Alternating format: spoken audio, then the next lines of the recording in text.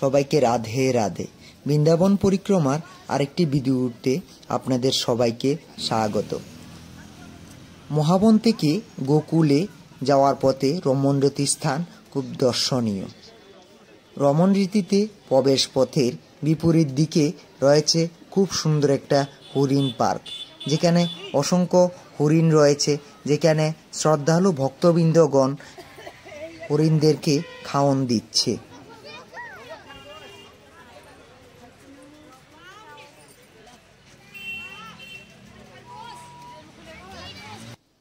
এই হলো রমণরীতির প্রবেশদ্বার। রমণরীতিতে শ্রী বিগ্রহ নিত্য নিয়মানুসারে সেবা পূজা করা হয়। এই স্থানের নাম রমণরীতি হবার প্রথম কারণ, একদিন শ্রী রমণ বিহারী শ্রী রাধারানীর সহিত এই স্থানে রমণ অর্থাৎ লীলাবিলাস করেছিলেন, সেজন্য এই স্থানের নাম রমণরীতি। দ্বিতীয়ত, একদিন রাধারানী মান করলেন, শ্রীকৃষ্ণ উনার মান কিছুতেই ভঙ্গন করতে পারলেন না। তখন তিনি মনের দুঃখে এই স্থানে আগমন করে রেতি অর্থাৎ বালুকার মধ্যে রাধার নাম লিখেছিলেন। সেই নামের উপরে গড়াগড়ি দিতে থাকেন। তাহাতে ওইভাবে গড়াগড়ি দিতে থাকলে অর্থাৎ নামকে নামী স্বরূপে চিন্তা করে রমণ করতে থাকলে এই স্থানের নাম রমণরীতি বলে পরিচিত হয়। যমুনার জল প্রবাহে এই স্থান বালুকাযুক্ত, খুব সুন্দর এবং এখানকার প্রাকৃতিক পরিবেশ অতীব সুন্দর।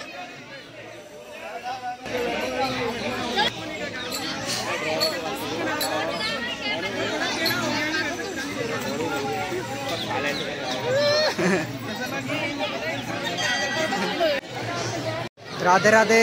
এতদিন ভিডিওতে দেখছিলাম হচ্ছে ব্রজের ধুলা মাখো একটা গানও আছে। এই দেখেন মানুষ কিভাবে ব্রজের ধুলা নিয়ে খেলা করছে।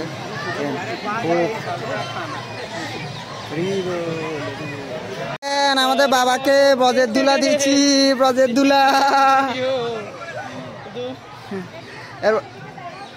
ব্রজের ধুলা, কোনো দাগ লাগে না, সব যাইব গা। শেষ শেষ ব্রজের ধুলা, কোনো দাগ নাই, সব শেষ, পরিষ্কার।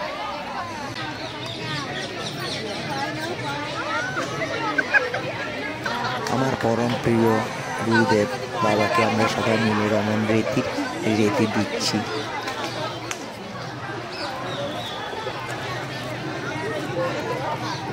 আমরা যখন বাবাকে সবাই মিলে রীতি দিচ্ছিলাম, তখন আমাদের দেখে আরো 4-5 জন ভক্ত এসে বাবাকে রীতি দিল। তারা খুব আনন্দ সহকারে বাবাকে রীতি দিল এবং তারা খুব আনন্দিত যে আমার প্রিয় গুরুদেবকে রমণ রীতি দিতে পেরে।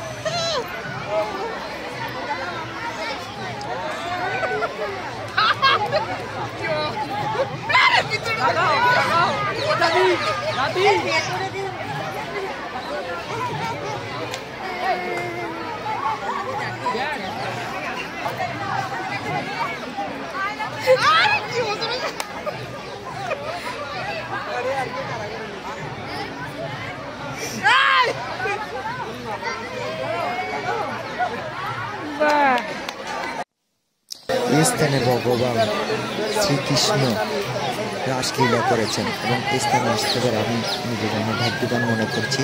এবং প্রত্যেকদিন হাজার হাজার ভক্তগণ দেশ বিদেশে বিভিন্ন স্থান থেকে এই রমণরীতিতে আসে স্থান দর্শন করার জন্য।